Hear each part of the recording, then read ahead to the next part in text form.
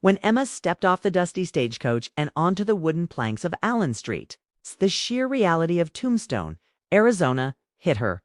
The air tasted of dry earth and raw promise. She never believed she'd find herself in a place so wild, so utterly removed from the ballrooms and manicured lawns of her life back east. Yet here she was. The final, desperate throw of the dice. Her real problem was John.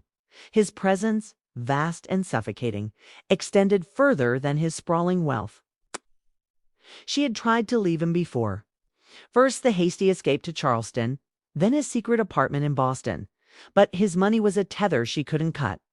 Everywhere she went, his influence, his detectives, and his manipulative calls followed. John simply couldn't let it go. He often told her that without her stabilizing, beautiful presence, his entire social and financial structure would collapse, that she was the linchpin. But the price of being his linchpin was too high. The loneliness of the Fifth Avenue mansion, the silent late nights waiting for him to return from his shadowy business. It all became too much for her to endure. Even worse was, and the casual, dismissive way he treated her. The constant, undeniable cheating eroded her soul. But she heard of a small town called Tombstone, a town they called the final frontier. But when she arrived, it felt less like an end and more like a new beginning. It was her escape from the gilded cage. She rented a small, unassuming room above a barber. The noise of the street, a welcome change from the oppressive silence of her previous life. She felt the knot in her stomach slowly loosening, a sense of fragile peace settling over her. Then he appeared. It happened near the assay office. She'd stopped to watch a minor scuffle, a distraction from the heavy thoughts swirling in her head. A man stepped forward to break it up. He wasn't the kind of man she'd known. No fine silk suit, no polished shoes. He was rugged, his hands calloused, his coat weathered. His movements were slow but deliberate and efficient. She immediately knew he wasn't rich like John, but there was an honesty in his bearing that soothed her anxiety. Being near him brought a sense of calmness, a feeling that, perhaps, for the first time in years, she was safe.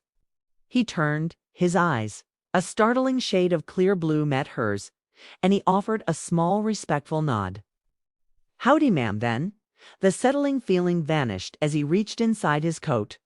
Her heart seized. The old fear, the fear John's hired muscle had instilled in her, rose rapidly. She instinctively tensed, ready to bolt. Instead of a weapon, he pulled out a tarnished, circular metal disc. A badge. "Deputy Marshal Rourke," he said, his voice low and steady. He didn't seem to notice her sudden frozen terror, just making sure everything stays civil. Rourke, a lawman. Emma's breath hitched. She was running from a man who considered himself above the law, a man whose wealth was his protection, was a badge enough to protect her. What happened to Emma? She wasn't just running from a bad marriage. As far she was running from John's criminal ties.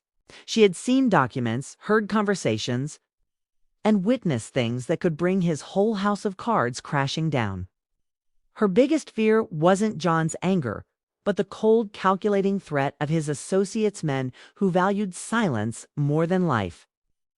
Now, standing on the edge of the Wild West with a man whose entire purpose was justice, Emma faced a terrifying choice. Could she trust Deputy Rourke? Could this new hero, with his honest face and his simple badge, be the one to finally break the chains of John's past and help her build a new life in Tombstone? Or would her secrets put them both in the line of fire? Let me know in the comments if you'd like to hear the full story, and please make sure to like and subscribe.